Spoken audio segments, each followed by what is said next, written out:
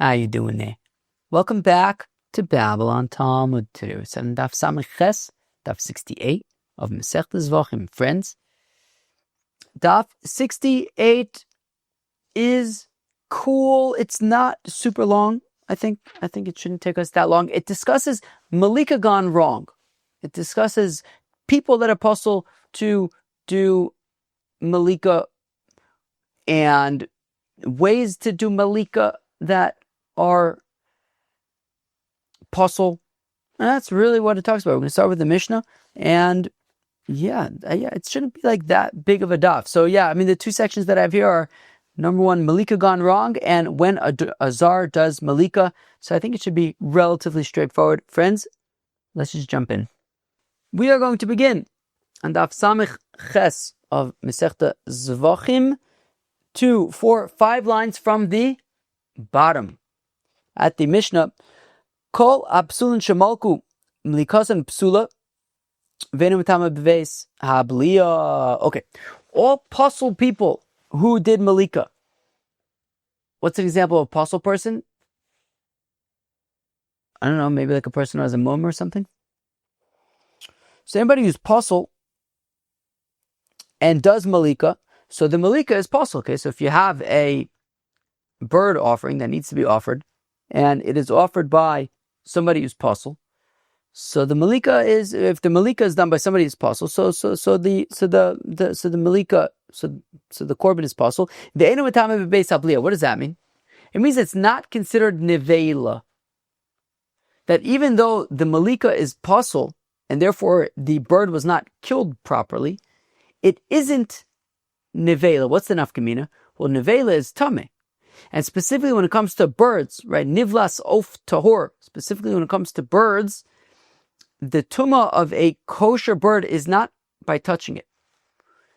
If you have the nevela of a kosher bird, if you touch it, you're still tahor. It's when you eat it, it's when you swallow it. Bebeis habliya, in the throat. So if you have nevela of a bird, so it's what's called metame bebeis habliya. It'll make you tummy when you swallow it, when you eat it.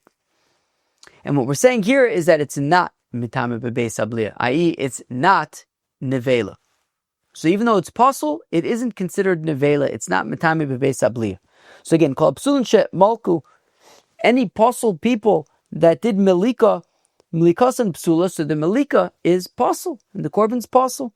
Ve'enu metame bebeis habliya, but nonetheless, the bird is not nevela.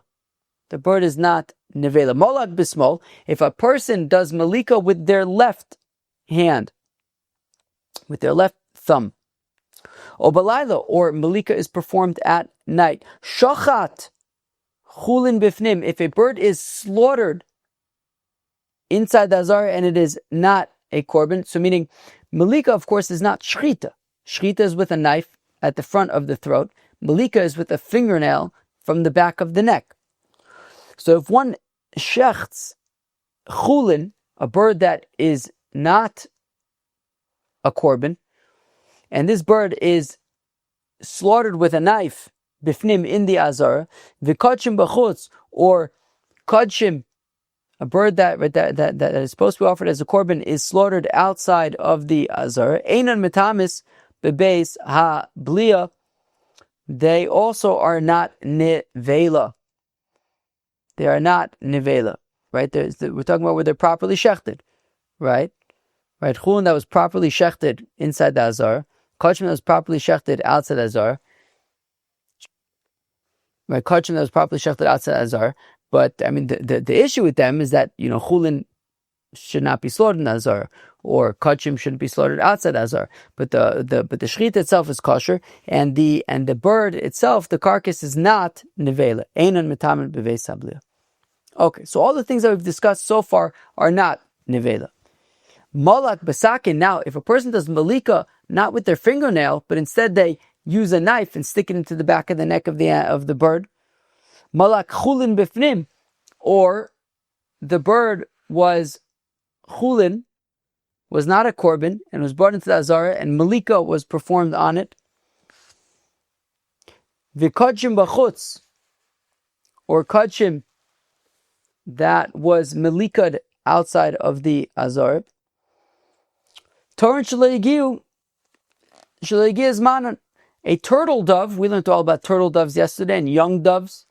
A turtle dove is kosher for a korban once it is when it's older, whereas opposed to young doves are kosher for korbanos when they're younger. So Torin Shaloigi is manan. So turtle doves that are still too young, uvnei yona she'over is manan, or young doves that are no longer young, they're too old, or sheyav shagapa, birds that their wings got dried out, shenismes ena, or there's a blind eye in the bird, v'shanikta aragla, or it's missing a leg. So in any of those cases, right, whether you did Melikah with a knife, chulim b'fnim, kachim b'chutz, the turtle doves, the young doves, all these cases that we just mentioned, metame b'beis abliya, they are nevela. In these cases, they are nevela. This is the rule. Kol shepsula b'kodesh. When we're talking about a bird that is pasul, so if it became pasul in the azara, eina metame b'beis abliya, it is not nevela. Lo psula b'kodesh metame b'beis abliya. If the psul wasn't b'kodesh, then it is metame b'beis abliya. For example, right, we're talking about a bird that was like missing a leg, a foot. So the bird was missing a foot before it came into the azara, right? So that would be an example of lo psula b'kodesh. It's psul what didn't happen in the azara. So therefore, we said that it would be nevela, it would be metame b'beis abliya. But we said that, something like, I guess, malak b'smol or something. So then that would be, although I don't know if that's not necessarily because of it happened in the azar, but I don't know, yotze, for example, right? If you have like a bird that was properly malikad and then it was taken out of the azar, so that's that psul. So then that would be psula b'kodesh, for example. Anyways, so if the psul happens b'kodesh, so then it is not nevela. If the psul doesn't happen b'kodesh, it was a pre-existing condition, so then it would be nevela. Amar Rab, says the Gemara, says Rab, small v'layla, doing Melikah with one's left thumb, or at night. Ein mitamin b'beis abliya. So they are not mitamin b'beis abliya, like the Mishnah said, they are not nevela. Zar v'sakin mitamin b'beis abliya. Now, if a non-kohen does Melikah, or if Melikah was performed instead of with one's fingernail, with a knife instead, mitam b'beis abliya, it would be nevela, be mitam b'beis abliya. Okay, so again, if one uses their left hand or at night, it's not mitam b'beis abliya, like the Mishnah says. If a zar, or if Melikah is performed with a knife, so then it is mitam b'beis abliya. Ma'ishna small. Well, how come doing Melikah with one's left hand, the bird is not nevela? I'll tell you why. Because using one's left hand for avodah the Beis Hamikdash is not universally wrong. How come it's not universally wrong? Because there is one instance in which it's right, and that's on Yom Kippur. When the Kohen Gadol is going into the Kodesh HaKadoshim and he's got the shovel full of coals, of hot coals in one hand, and a vessel with incense in the other hand, so he's using both his left hand and his right hand. So because the left hand is used for avodah on Yom Kippur, it's not universally asur, because there is that aspect. There is that context in which using your left hand in the Beis Hamikdash could actually be okay. Therefore, if one does Melikah with their left hand while the bird is pasul, nonetheless, it is not nevela. So again, Ma'ishna small, how come small, when you use your left hand, it is not nevela? Because using your left hand is kosher in one particular context on Yom Kippur. Vilayla is the Echshera, Vivarim Muftarim. Also, night is not universally wrong in the Beis Hamikdash. After all, Hector, a Varim Muftarim, burning of the fats in the limbs of Korbanos, you could do all night. So again, night also is not something that is universally wrong in the Beis Hamikdash. So therefore, again, also if Melikah was performed that night while the bird is puzzle, it isn't nevela. Zar Nami. So in fact, the Gemara, why is Rav saying that a Zar who does Melikah, the bird is nevela, but Isle Achshar, Zar Nami, Isle Achshar b'shchita. A Zar is allowed to do shchita, as we know. Shchita is ksher b'zar. So why don't we say that a Zar is not universally usher in the avoda in the Beis Hamikdash, and therefore a Zar doing Melikah. So while sure it'll be possible, but let's say it should not be nevela. Shchita lavo avodi. The Gemara says, well, shchita isn't actually considered avoda. Right? Zars are non-quantum are allowed to do shchita. Shchita actually isn't technically an avoda. So therefore, it wouldn't be an example of an avoda in the Beis Hamikdash that is ksher bizar. Vilo, shchita is not an avoda. Reb Zera says shchita is para aduma psula. Reb Zera says that the shchita of the para aduma, if it's done by a zar, right? Shchita is para bizar psula. If it's done by a zar, the shchita is possible. Rav Allah and Rav says Elazar v'chuka, that the pasuk says Elazar, and that a chuka it has to be done by a kohen. So it seems from the context of Parah Aduma, that shchita would be considered an avoda and has to be done by a kohen. So Shani Parah the Kachib B'Lekabaisi, which the Gemara says no, don't bring a rye from the fact that Parah Aduma needs to be slaughtered by a kohen, because Parah Aduma isn't Kache Mizbeach. It's considered Kachib B'Lekabaisi. It's considered the kachim of the temple treasury as opposed to kachim of the mizbeach. But v'lo kol dechenu kachim bedekabayis. You can change the next two words to havya avoda. If we're saying that kachim bedekabayis, that kachim belong to the temple treasury, we're saying it's an avoda and it has to be done by a kohen. Well, then kachim mizbeach mibaya. Certainly, then kachim mizbeach, which is a higher level, a more stringent level of kachim, would be considered an avoda as well. And we're saying that it can be done by a zar. So Mevshisha B'Rav Idi Mida Dahava Amar is Negoyim Tilav Avoda Hi Uvayikuna. To which the Gemara says, no. Look, the fact that shchita of a parah aduma has to be done by a kohen it's not an indication that it's in avoda. And I'll give you an example.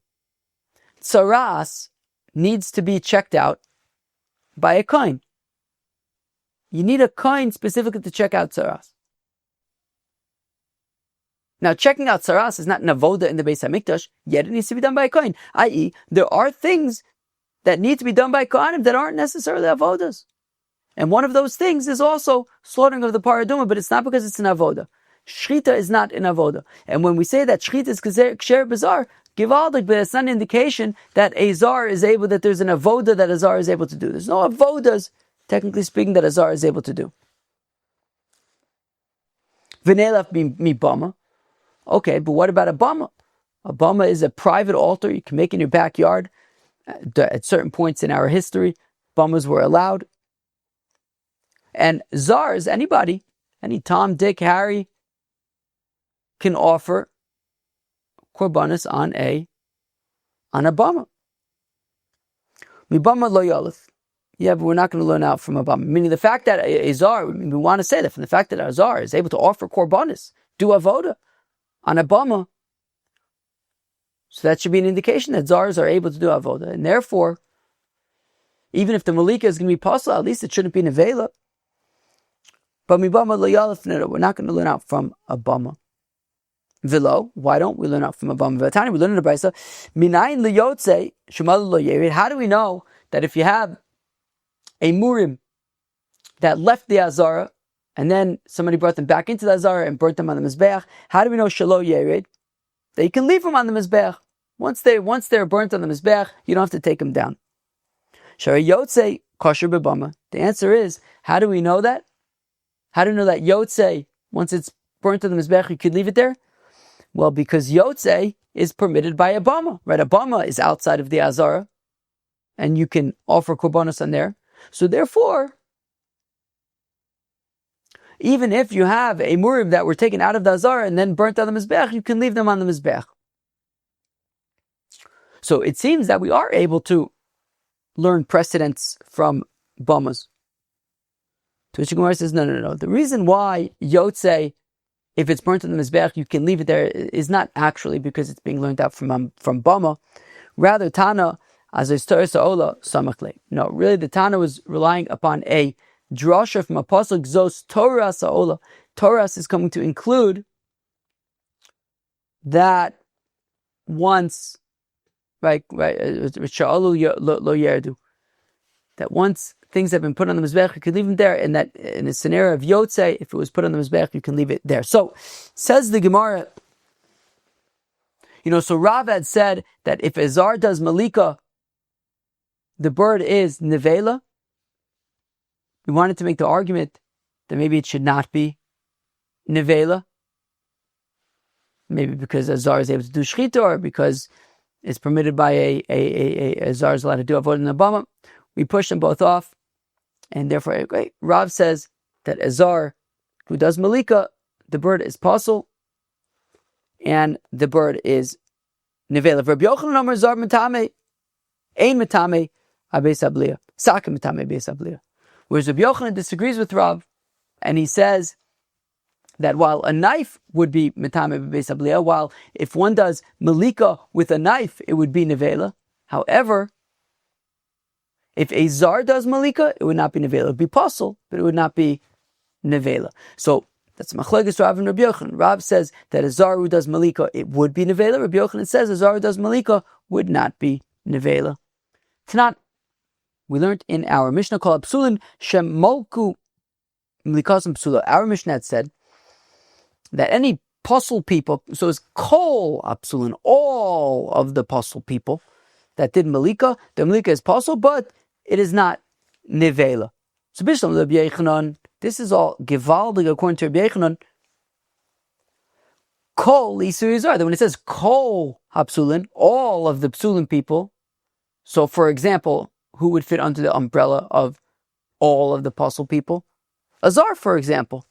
So Rav Kol Isur Yamai. But according to Rav, when it says all of the Pasul people, what's an example? It's not a Zar. L'Isur Small V'Laila. Well, it's to include if one does Melikah with their left hand or at night. We say that the Melikah is Pasul and the Korban is Pasul, but it is not Nevela. Small V'Laila B'Hedja. What do you mean? But small and Laila is explicitly written in the Mishnah. I don't need to include it from Kol. It's literally written there. Tani V'Adam Mefarish. Says Rav, no, the Mishnah is first laying down the rule that and then it goes to explain what that refers to. It refers to small, it refers to Laila. Tashma coming here. Ze'aklal. It says at the end of the Mishnah, this is the rule. Kol, all, shayipsul bakodesh, that the psul was bakodesh. Eno mitame bigadim abeis abliya. It is not mitame bebeis abliya. It's not nevela. Bishlam Rabbi Yochanan kol isur azar. Rabbi Yochanan say when it says kol, it's coming to include azar. It's not nevela.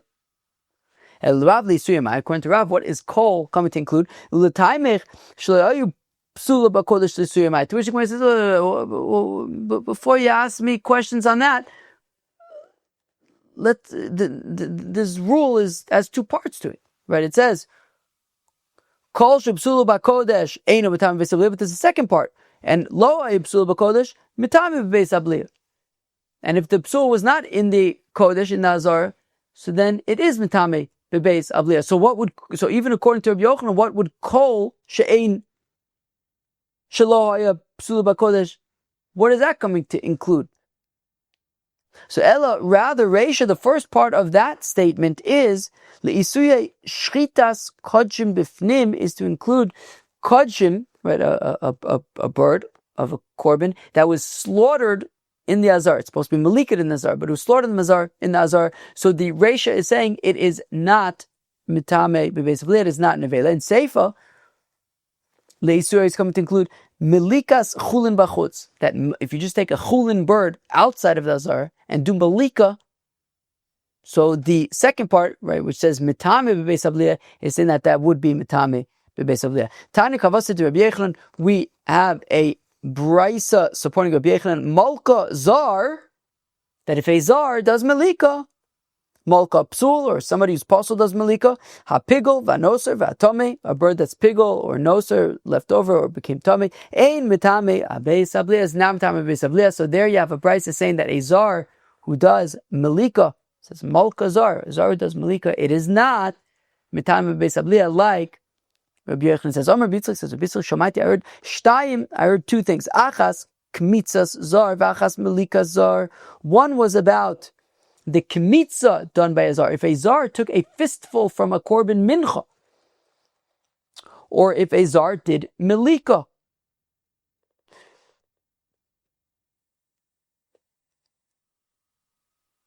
Achas tered v'achas lo tered. One of them, if it was put on the mizbeach, must be taken down from the mizbeach. The other can be left there, right? So again, the two things that we're talking about is, one is a zar who takes a kometz from a mincha, and the other is a zar who does Melikah. In one of those two, if it was burnt on the mizbeach, it must be taken down from the mizbeach, and the other, it could be left there. V'lo yadaina, you could add the words ezoi. And I'm not sure which one is which can be left on the mizbech and which must be taken down. Chizkiah says, Chizkiah mistava kmitza tered. Says Chizkiah, look, it sounds like kmitza, the kometz, is the one that's going to have to be taken down. If kometz is the fistful is taken from by a zar, a non-kohen, it would have to be taken down from the mizbech. If it was burnt in the mizbech, it would have to be taken down from the mizbech.